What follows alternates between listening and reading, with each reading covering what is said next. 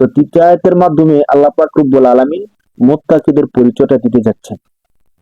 এখানে আল্লাহ পাক রব্বুল আলামিন শুরুতে ইসমে মৌসুল নিয়ে আসছেন, আল্লাযীনা ইউমিনুনা বিল গায়বি। আল্লাযীনা, এটা হলো ইসমে মৌসুল। আমরা ইসমে মৌসুল সম্পর্কে জানি, আরবি ব্যাকরণের পরিভাষায় ইসমে মৌসুল গুলো অনেক অনেক বেশি ব্যবহার হয়ে থাকে।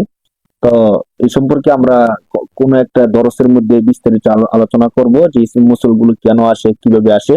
বাকি আল্লাযীনা, যারা, ইউমিনুনা, ইউমিনুনা মুজারের সিগা, যারা বিশ্বাস করে, যারা বিশ্বাস করে। ইউমিনুনা মুজারের ক্ষেত্রে আমরা একটু খেয়াল করি যে ইউমিনুনা যে মুজারে আছে, এই মুজারে সাধারণত দুই কাল বোঝায়, ভবিষ্যৎ এবং বর্তমান, ফাস্ট এবং ফিউচার, এই দুইটা কাল মুজারে বোঝায়। তো শব্দের আগ পর সিয়াক সাবেক দেখে আমরা বুঝতে পারবো যে এখানে যে মুজারে শব্দটা ব্যবহার হয়েছে, এই মুজারে এখানে কি বর্তমান কাল বুঝাইছে নাকি ভবিষ্যৎ কাল বোঝানো হয়েছে। তো ইউমিনুনা যারা বিশ্বাস করে, কিসে বিশ্বাস করে? বিল গায়বি, উদ্দেশ্যের উপর যারা বিশ্বাস করে। মুত্তাকি কারা? আল্লাহ তাআলা তার পরিচয় দিতে গিয়ে এক নম্বরে বললেন মুত্তাকি হলো তারা যারা উদ্দেশ্যের উপর বিশ্বাস রাখে। উদ্দেশ্য মানে কি? উদ্দেশ্য মানে হলো আমরা চোখে যা দেখি না শুধু তা উদ্দেশ্য তা নয়, বরং উদ্দেশ্য হলো এমন জিনিস যে জিনিস আমরা চোখে দেখি না, চোখে দেখা যাবে না, চোখে দেখা সম্ভব না। ধরেন কিছু উদ্দেশ্য আছে এমন, যেমন আমি এখন ঢাকা আছি, কিন্তু আমার গ্রামের বাড়িতে কি আছে না আছে আমি এখন চোখে দেখতেছি না, কিন্তু হৃদয় দিয়ে অনুভব করতেছি, কল্পনা করতে পারতেছি, যেহেতু আমি একসময় দেখছিলাম।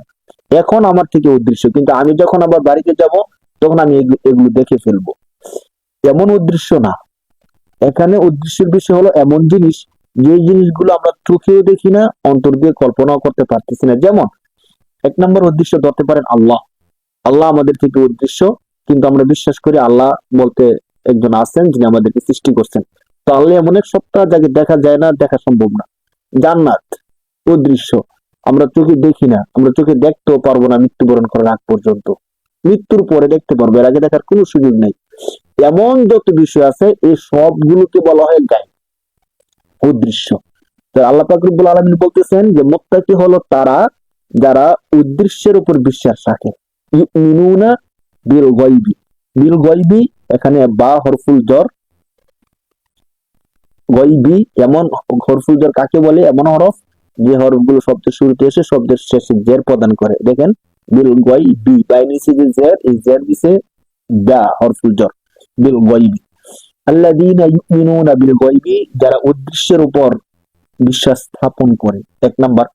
দুই নাম্বার ওয়া ইউকিমুনাস সালাতা, যারা নামাজ প্রতিষ্ঠা করে।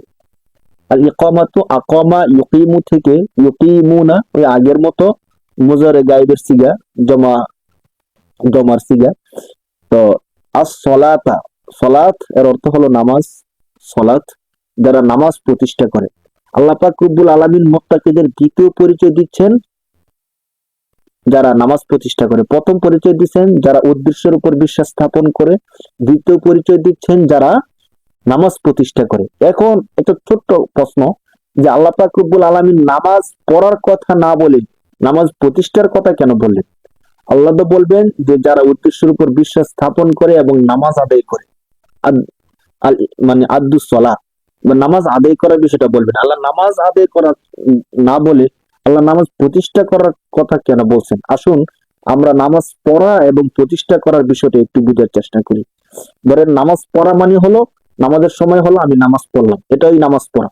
আর নামাজ প্রতিষ্ঠা করা বিষয়টা কি?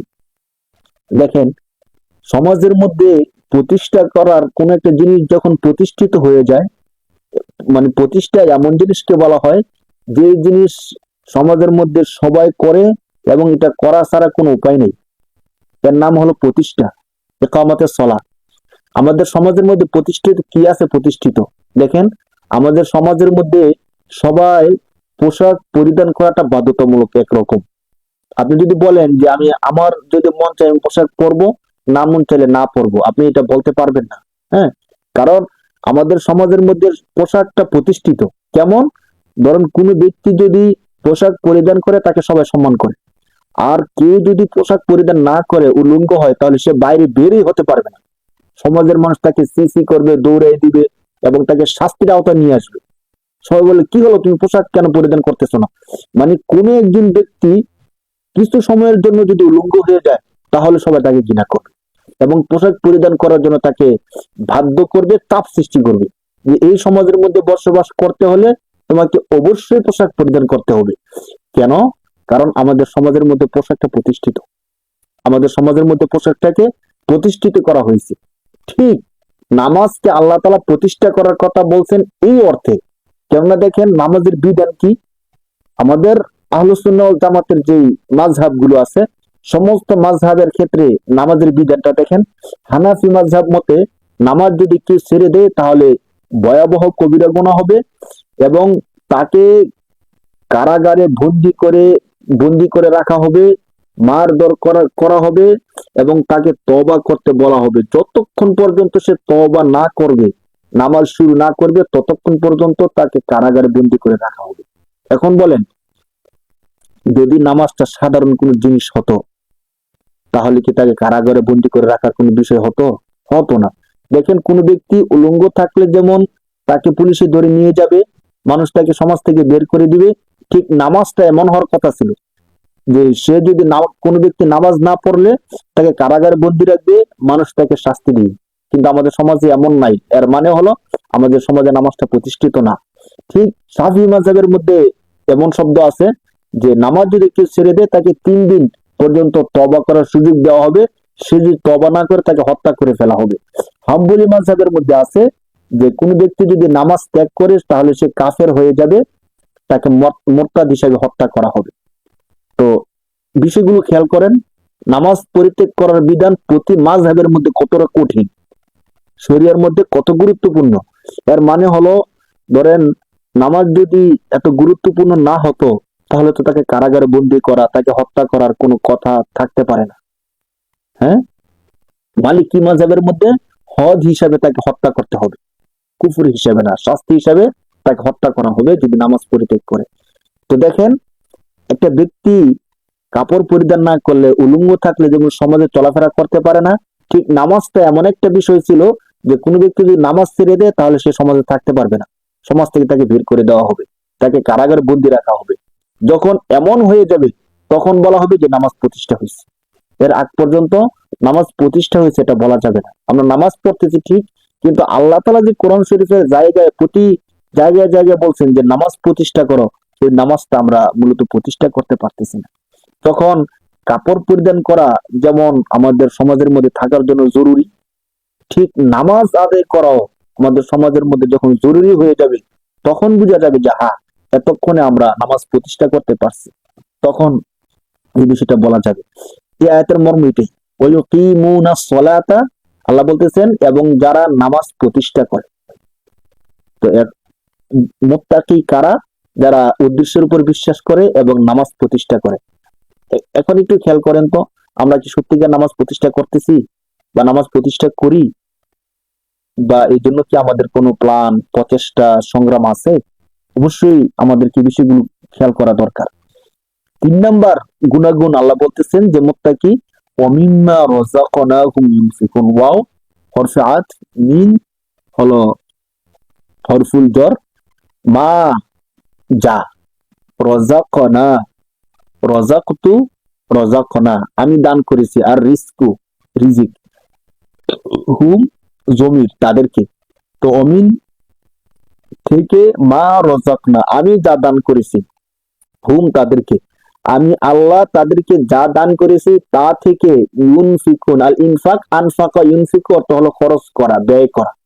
আল্লাহ বলতেছেন ওমিম্মা রাযাকনাহুম ইউনফিকুন, এবং আমি আল্লাহ তাদেরকে যা দিয়েছি তা থেকে যারা দান করবে, ব্যয় করবে, তারা হলো মুত্তাকি।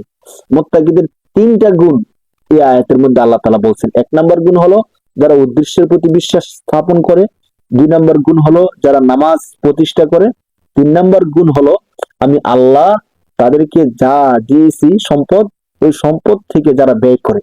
3য় নাম্বার গুণটা একটু খেয়াল করেন, আল্লাহ বলতেছেন, আল্লাহ বলতে পারতেন যে তাদের যে সম্পদ আছে এই সম্পদ থেকে যারা ব্যয় করে। আল্লাহ তাআলা এই কথা না বলে বলছেন আমি আল্লাহ তাদেরকে যে সম্পদ দিছি ওই সম্পদ থেকে তারা ব্যয় করে। এর মর্ম কি? এর মর্ম হলো যে আল্লাহ যা দেয় সম্পূর্ণ হালাল দেয়, অর্থাৎ হালাল রিজিক গুলি আল্লাহ দেয়, আল্লাহ হারাম গুলি দেয় না। হারাম গুলো আমরা নিজেরা অন্যায় করে অপরাধ করে নিয়ে আসি। তো আল্লাহ তাআলা এই জিনিসটা বুঝাতে চাচ্ছেন যে ব্যয় কেবল হালাল জিনিসের করা যায়, হারাম জিনিসের না। অর্থাৎ মুত্তাকি ওই ব্যক্তি যে হালাল সম্পদ থেকে দান করে, হালাল সম্পদ থেকে ব্যয় করে। আমাদের সমাজের মধ্যে অনেক বড় বড় দানবিদ দেখবেন মাহফিলের মধ্যে, বিভিন্ন অনুষ্ঠানের মধ্যে লক্ষ লক্ষ টাকা দান করে। 5 লক্ষ টাকা দান করলাম, একটা মাদ্রাসা করে দিলাম, একটা মসজিদ করে দিলাম, আর মানুষ তাকে বাহবা দেয়, বাহ সে 5 লক্ষ টাকা দান করছে, 1 কোটি টাকা দান করছে। তো সে যখন দান করে সে চিন্তা করে যে এবছর তো আমি যে ব্যাংক লোন নিছি বা আমার সুদি টাকার মধ্যে 20 লাখ টাকার সুদে পাইছি, তো 10 লাখ টাকা মসজিদে দিয়ে দিলাম। হ্যাঁ, তার কাছে তার গায়ে লাগানি টাকাটা দান করতে। তো এই যে 10 লক্ষ টাকা দান করলো সুদের টাকা থেকে, ঘুষের টাকা থেকে, বা কারো জবরদখল থেকে, এই যে দানটা করলো এই দানটা আমার কাছে গ্রহণযোগ্য না।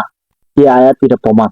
আল্লাহ বলতেছেন মুত্তাকি হলো তারা যারা আমি আল্লাহ যা দিয়েছি অর্থাৎ হালাল রিজিক, ওই হালাল রিজিক থেকে যারা ব্যয় করে।